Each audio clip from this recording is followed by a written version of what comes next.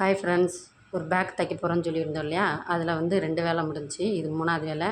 ஒரு பீஸில் ஒரு ஜிப்பு வச்சு இணைக்கணும். இணைச்சிட்டு இந்த மாதிரி மாற்றி ஒரு தையல் போடணும். தையல் போட்டு அடுத்து இன்னொரு குட்டி பீஸ் வச்சு மேலே தைச்சி விட்டு அதையும் இப்படி மாற்றி வச்சு ஒரு தையல் போட்டோம்னா அது ஒரு வேலை முடிஞ்சுச்சு.